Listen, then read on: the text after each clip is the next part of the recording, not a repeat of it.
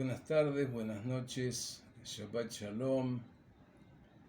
Vamos a grabar el comentario sobre la parashá de este Shabbat, que se llama Vaerá, y le dimos como título Valoremos el encuentro.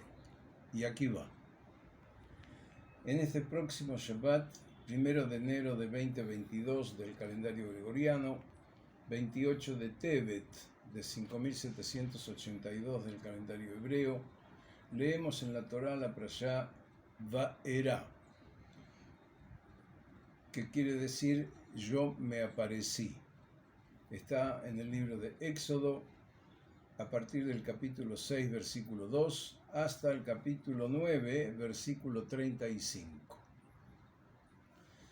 Respecto de las plagas en sí, 10 en total, descubrimos la finalidad de las mismas, que no eran solamente un juicio punitivo, sino que perseguían otras finalidades.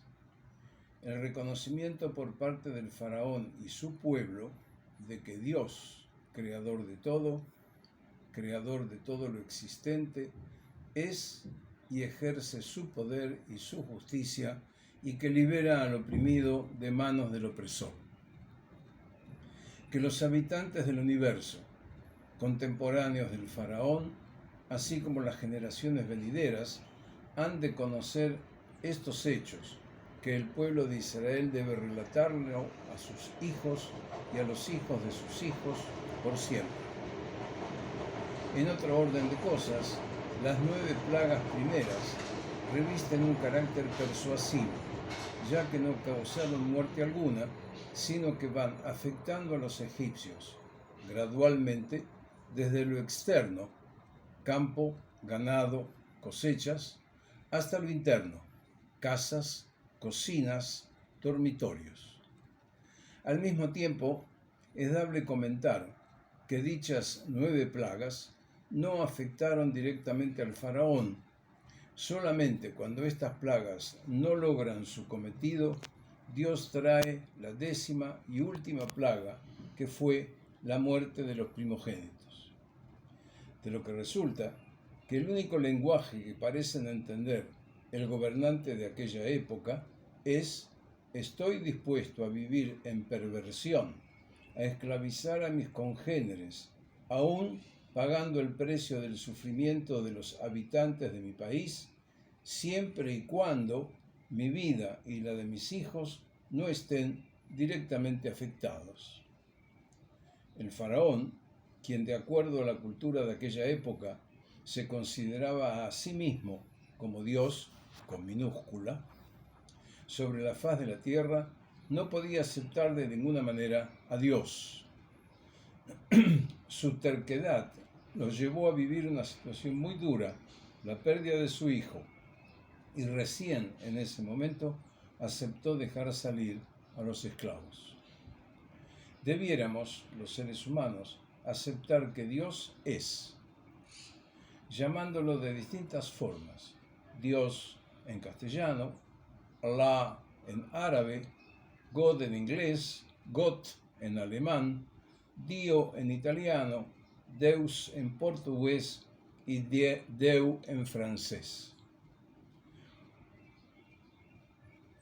Aclaro que he escrito y digo Dios es en lugar de Dios existe, porque todo lo que existe deja de existir, en cambio Dios es, no desaparece. Un escriba que los oyó discutir, al ver que les había respondido bien, se acercó y le preguntó: ¿cuál es el primero de los mandamientos? Jesús respondió: el primero es: escucha, Israel, el Señor nuestro Dios es el único Dios, y tú amarás al Señor tu Dios con todo tu corazón y con toda tu alma, con todo tu espíritu y con todas tus fuerzas. El segundo es: amarás a tu prójimo como a ti mismo. No hay otro mandamiento más grande que estos. El escriba le dijo: muy bien, maestro, tienes razón al decir que hay un solo Dios y no hay otro más que Él. Y eso surge del Nuevo Testamento, Marcos capítulo 12, versículos 28 al 32. Aparentemente a muchas personas todavía les cuesta aceptar a Dios. La primera prueba de que Dios es nuestra vida y la vida de todo lo existente sobre la faz de la tierra. Ningún ser humano ha hecho algo como para que cada uno de nosotros estemos con vida. Es obra de Dios. Muchos seres humanos se consideran, como lo hizo el faraón, el centro de la tierra, dioses que todo lo pueden. También, en la historia de la humanidad, muchas personas consideraban que la tierra, por extensión, el ser humano, era el centro del universo, cuando realmente ya habían demostrado que la tierra gira alrededor del Sol. La teoría heliocéntrica explica los fenómenos y los movimientos de los cuerpos celestes tomando al Sol como centro del sistema. Por lo tanto, debiésemos aprender que tanto el Sol, la Luna, los astros y todos los planetas fueron creados por Dios, según surge del libro de Génesis capítulo 1 en sus diferentes versículos. Dios, con su creación, eliminó el caos, creando el orden divino existente. El heliocentrismo ya fue formulado en la antigüedad, pero sería Copérnico, que nació en 1473 y murió en 1543, quien lo sacaría definitivamente a la luz. En 1616, el trabajo de Copérnico fue colocado en la lista de libros prohibidos.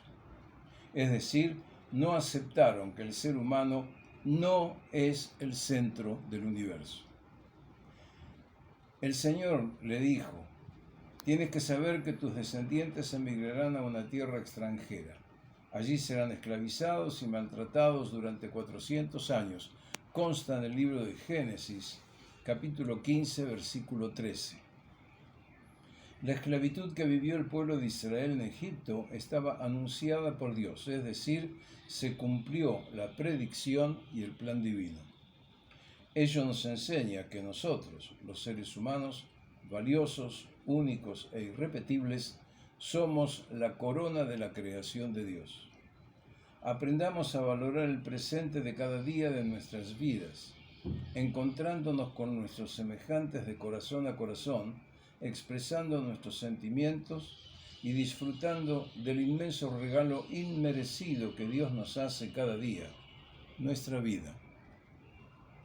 Sobre todo hoy, COVID-19 mediante, que nos ha privado con el aislamiento y el distanciamiento de lo que todos los seres humanos necesitamos, es decir, el encuentro, el abrazo, al cual quizás antes no valorizábamos, y siempre presente el agradecimiento a Dios.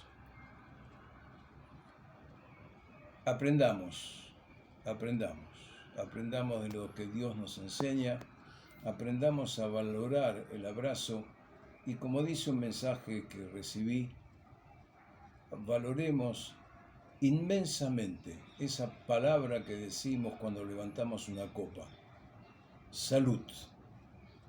Shabbat Shalom.